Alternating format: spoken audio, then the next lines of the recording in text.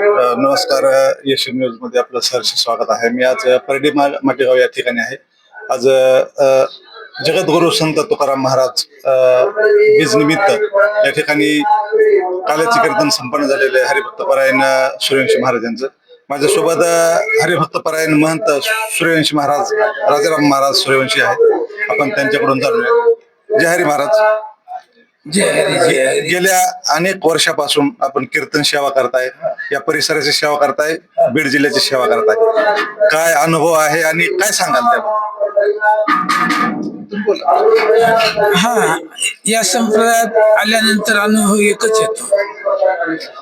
मोठा अनुभव सर्वापेक्षा जर असेल तर अद्वैताच्याकडे जायचं असतं.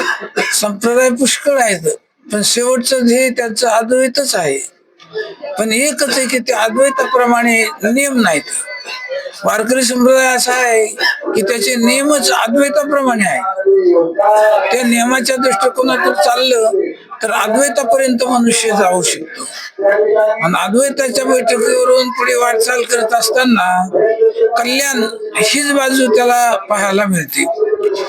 अद्वैताच्या बैठकीवरून अजून काही महत्वाचे मार्ग दिसायला लागतात, त्याच्यात कल्याण हाच मार्ग महत्वाचा आहे. कारण वारकरी संप्रदायातली जी उपासना आहे ती उपासना कोणती तरी नाही आणि कशी तरी नाही. इतर संप्रदायाने उपासना सांगितली असेल, पण काही त्याच्यामध्ये दोषही निर्माण होतो. की एखादा विधी असा असतो की सर्व प्रकारचे नियम असतील, त्या नियमावर तो विधी त्यांचा पांघरून टाकतो. अशा प्रकारचा नियम वारकरी संप्रदायामध्ये कुठेही दिसत नाहीये. उदाहरणार्थ एखादा संप्रदाय असा असेल की स्त्रियांना संन्यास द्यावा. वारकरी संप्रदाय सांगतो स्त्रियांना संन्यास देऊ लागा. आणि याच तत्वावर दोन्ही संप्रदायाचं वेळ्या भोपळ्या एवढं वाकडं आलेलं आहे. वाकडं आलं तर चालेल, जवळचा संप्रदाय आहे, भगवान श्रीकृष्ण त्यांनाही मान्य आहे, आपल्यालाही मान्य आहे. मग असं असताना सुद्धा वाकडं आलं तर चालेल, पण आम्हाला अनियम नको आहे, अर्थात नियमाच्या बाहेर आम्हाला वागायचं नाही, असं तत्व वारकरी संप्रदायाचं असल्यामुळे कोणी या संप्रदायात आला तर त्याचा उद्धारच होतो. आणि आपला उद्धार आपण करून घ्यावा अशा प्रकारची विनंती आम्ही अशा प्रकारच्या उपदेशामध्ये करतो, कीर्तन प्रवचनाच्या द्वारे करतो. की जेवढे ऐकतील तेवढे ऐकतील, आपला जेवढा अधिकार असेल तेवढा परिणाम होईल अशा प्रकारची मनामध्ये इच्छा करून हे कार्यक्रम आम्ही करीत आलेलो आहोत. मी लहानपणापासून महाराज आपले कीर्तन आपलं प्रवचन ऐकत आलेलो आहे. आपण निस्वार्थपणे सेवा केलेली आहे. परंतु आता ह्या वारकरी संप्रदायामध्ये अनेक ठिकाणी हा एक धंदा, हा एक उद्योग म्हणून जे उदयास आलेले काही महाराज मंडळी आहेत, तर फार म्हणजे त्याबद्दल काय सांगाल किंवा कसं असायला पाहिजे? आता त्याच्याबद्दल आपण काय सांगावं, कारण दुसऱ्याबद्दल काय सांगायचं. आपण आपले जसे मालक आहोत तसं दुसऱ्याचं कोणाचाही मालकपणा म्हणून काही सांगता येणार नाही.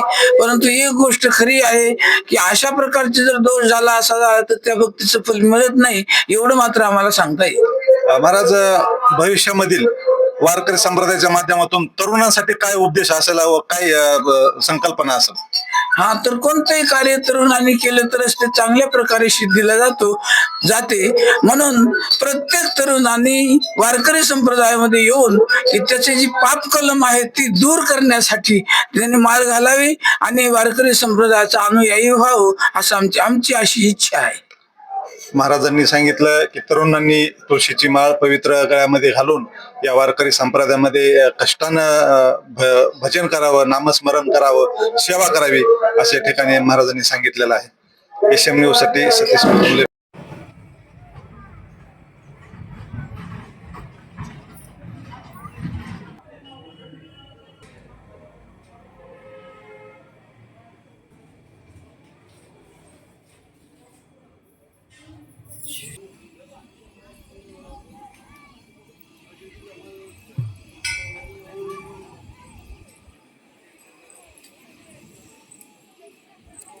बाई लंगडी